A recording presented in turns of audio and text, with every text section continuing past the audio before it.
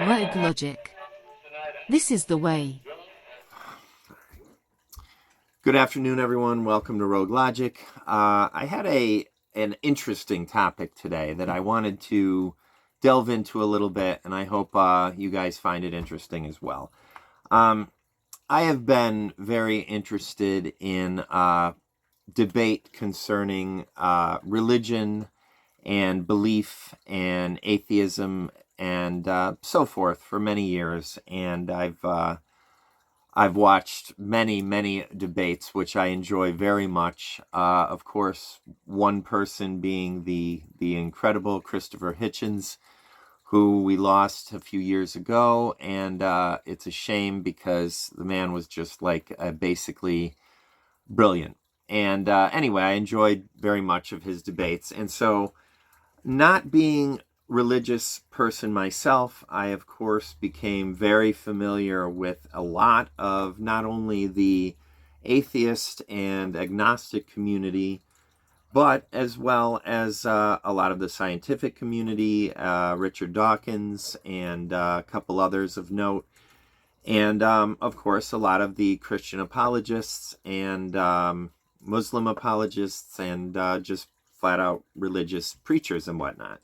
So, this is something that I've thought about recently, and, I wanted to put a personal spin on this and try to see if we could get somewhere, and I'd really appreciate it if people would comment below and, tell me what you think here and see if I have a good point or if there's a counterpoint to it. So, here's what I was thinking about. Now, what I always say, I have said in a couple of my videos before, I am not a hardcore or very staunch atheist, in the sense that of the types of, like, hard atheism is someone who believes there is no God, whether it be a theistic God or a deistic God or polytheism, there is no God and they just don't believe it. I myself believe that is almost as arrogant as, say, a full-on believer in Christianity or Islam, is that I don't think any of us are able to know that. Now, I, of course, lean towards logic and critical thinking, and I believe in the science of what has transpired over the course of us being basically hunter-gatherers out on the plain before we even knew how to grow food, and worshiping the sky and the thunder and whatnot, and then moving up and so forth. So you know this story. I don't need to go through this for everybody. But, I tend to believe that as we learn more about the universe and about science in general, I think we don't have as much need for religion. I think that it can be a good allegory for things. I think we can gain certain insights into how people thought and maybe learn from it some of the things that just don't seem to fit. But that being said, do I believe that there is absolutely no way that there is no higher power or a different dimension or whatever you may experience as God, per se? So I would call myself a soft atheist, and I do have a few spiritual beliefs, and I'm not going to go into those now because that's a different subject. But what I wanted to say was this about belief, and this is where I think people run into problems, where they lack the critical thinking skills to take their belief, and even if they use it in their own life, not to project it onto others. So here's the first one.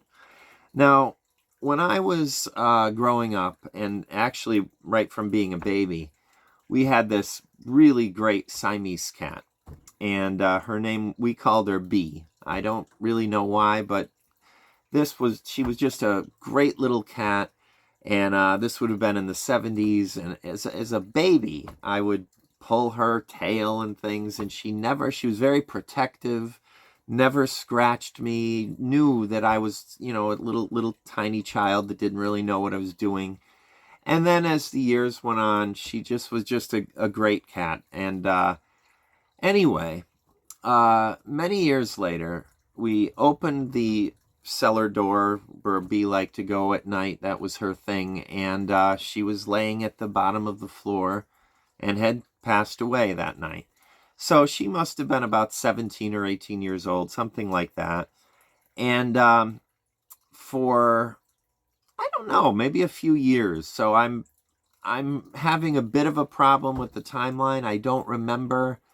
I believe this would have put me at about maybe 12 years old or so, something like that. And for quite a while in my parents' house, I would see her. Now, before I say any more, I definitely, at that time, I saw her. I know I did, and I would just be very, very shocked by it. And, there you go. So did I make much of it? And as a child, did I think, I might even have been a little freaked out, whatever. So as time went on, I didn't ever see her anymore. And, I haven't thought about it in years, but this is why I think this is a good example. So now I can do one of two things.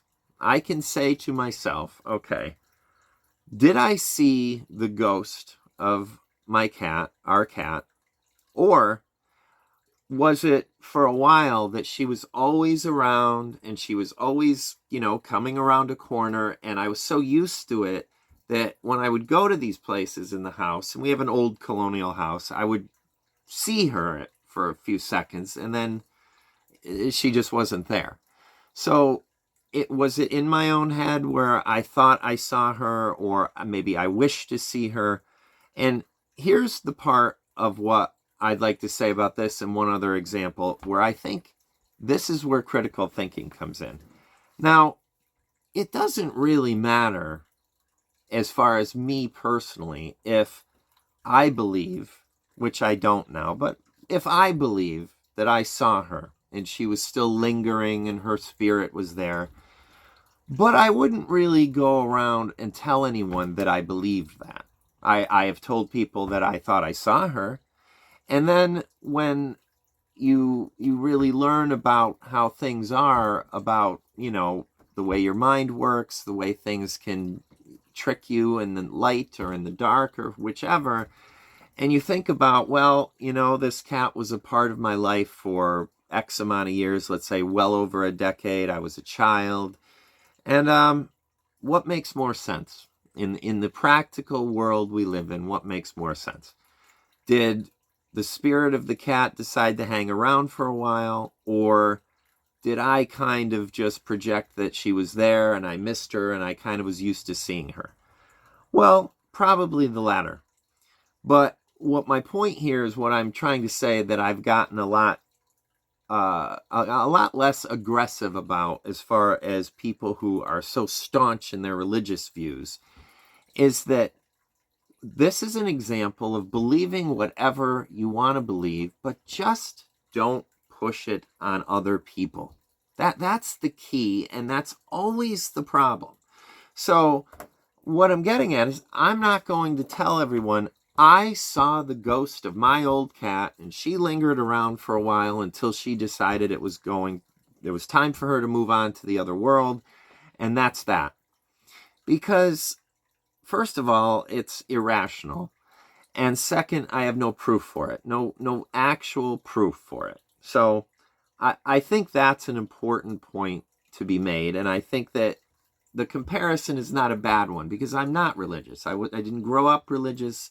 And so to me, Christianity or any other smaller religion is still, to me, very cultish, because it's just something that I don't have any background with. And I do have a large understanding, as far as I think I've read more of the Bible than people who are very devout Christians, because I have an interest in it. But I don't believe it. I read it as I read any other book that is historical somewhat and fictional. So there's that example. And then I'm going to pause right here. All right, welcome back, everyone. So the second example that I wanted to bring up, and I've heard this from very religious people as well, and I did experience this. So this one I think is another good one. When I was in my very early teens, my uncle passed away unexpectedly, very young. He was 42, really devastating to our family. It was one of those deaths that was unexpected and it was very difficult.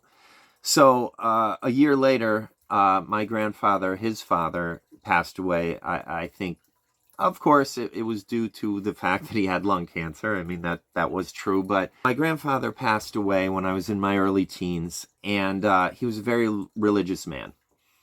He went to church very, very, every Sunday, and that kind of thing. So he passed away, and this was the closest grandparent for me. I really had his wife had died many years before I was born, and my father's he was the only grandparent that I really had contact with, and we were close. And so I remember within a month or so having a very, very realistic dream, and it was kind of one of those dreams where some of the parts of it are very hazy, but it made an impression because this is now it's probably 40 years later or whatever it is. I don't want to count it. And it was in my parents' home, and the home, as in many dreams, it was the home, but it looked different, but it was still the same place. And my grandfather was in the next room, and he was a priest in the dream, and he was calling me over, and it was a very creepy dream anyway. And we spoke about something, and there were some odd other parts to it that had a lot of iconic imagery in the room we went to, in the far room of my parents' house. And I also believe there was a casket in there, so it was a duality of, I think he was in the casket, but he was also the priest, and it was confusing and odd. So, moving on, now I've heard people who decide that after the death of someone they know, the way that they get into communication with them is through a dream. And now again, I could or could not believe that. Now, personally, I've looked into dreams. I'm very interested in dreams. I understand the process of what happens when your brain is dreaming. You can look it up very easily. Maybe I'll put a link in here. But, you could believe, well, that was my grandfather in another dimension trying to tell me something. It's really shaky. Like, I'd have more belief, perhaps, in the cat maybe having the remnants of her spirit there than that. But either one of them, I just don't believe. I believe that my grandfather was on my mind, and that's how my mind chose to deal with the issue of his death. And, I don't know, over all these years, have I dreamt of him? Yeah, a few times, but nothing of that nature. But where I'm going with this is, here we are with belief again. Now, I have no reason to believe that was him trying to contact me. But the way I've softened my views on these things is, if I did want to believe that, that's great. Do that. Especially even if it helps you. This is what I think. Now, in my opinion, some of the beliefs of highly religious people, I do think hurt them in the long run, because they don't accept some very hard truths. The biggest one being about death and the finality of it. But that being said, that's not for me to project onto them, just as they shouldn't be projecting it onto me. So my point of this really is believe whatever you like. I mean, I used to try to think that it was a good idea to try to get people, which, a lot of shows do. Like, if you've never watched it, I really enjoyed and enjoy occasionally the atheist community, the atheist experience in Austin, Texas. They have a great YouTube channel. Although Matt Dillahunty has left, they had some kind of parting of ways, and he's really there are other good commentators on there too. So I don't want to say that there aren't. I enjoy some of the other people on there, but trying to sway people on this, I don't have time to do it, and I don't really have any inclination to do it. The only time that I would be where that would bother me is when I have people, and I have in the past. Luckily, this doesn't seem to come up anymore, or I just don't have the same traveling circles where I will run into these people, but just don't push it on me. But really, I don't think that a belief, however you want it to be, hurts anyone if that's the type of beliefs that you're talking about. So again, I don't really have much more to say than that one on this. Let me know what you guys think. I do want to make sure that everyone understands I very much respect everybody's value of their own religion, whether I think it's nonsense or not. It's part of our Constitution, and the only reason I'm putting this in here is because we have people out there right now with Christian nationalist nonsense who do not understand that the Second Amendment not only protects them to be able to have whatever religion that they want, but protects the rest of us to have no religion, especially state or government or federally sponsored. So with that said, everyone, be kind to one another. Be kind to our animal friends always. And just have a great rest of your weekend. It's almost over. Peace.